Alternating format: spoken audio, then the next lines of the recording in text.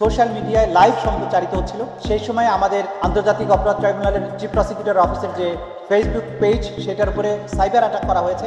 আন্তর্জাতিক অপরাধ ট্রাইব্যুনালের ইতিহাসে ঘটল এক নজিরবিহীন ঘটনা। মানবতা বিরোধী অপরাধের মামলায় যখন যুক্তিতর্ক চলছিল ট্রাইব্যুনালে, ঠিক তখনই সাইবার হামলার মুখে পড়ে চিফ প্রসিকিউটর কার্যালয়ের ফেসবুক পেজ। এ সময় জুলাই আগস্ট আন্দোলনে সংগঠিত মানবতা বিরোধী অপরাধের মামলায় সাবেক প্রধানমন্ত্রী শেখ হাসিনা ও সাবেক স্বরাষ্ট্রমন্ত্রী আসাদুজ্জামান খান কামাল সহ 3 জনের বিরুদ্ধে সরাসরি যুক্তিতর্ক উপস্থাপন সম্প্রচার চলছিল।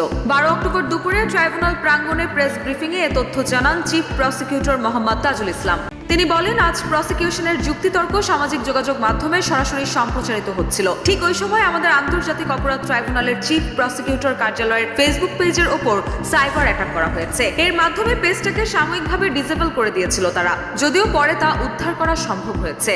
চিফ প্রসিকিউটর বলেন, যুক্তিতর্কে বহু তথ্য প্রমাণ সহ তাদের নিষ্ঠুরতার বর্ণনা যেন গোটা দুনিয়াবাসী জানতে না পারে, এই অপরাধীরা তা চায় না, তাদের সহযোগীরাও এটা চায় না। সেজন্যই আমাদের এই ফেসবুক পেজের ওপর সাইবার হামলা চালিয়েছে তারা দুনিয়াকে এটা জানতে দিতে চায় না যে বিচারটা কতটা ট্রান্সপারেন্ট বা স্বচ্ছ হচ্ছে, তথ্য প্রমাণগুলো কতটা অকাট্য সেটা তারা বুঝতে দিতে চায় না। কিন্তু আমরা শেষ পর্যন্ত এটা উদ্ধার করতে পেরেছি।